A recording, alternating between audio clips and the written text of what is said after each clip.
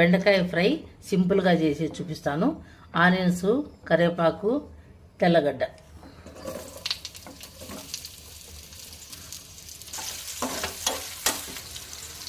పసుపు,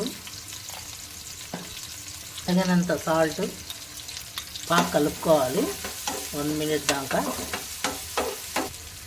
తగినంత కారం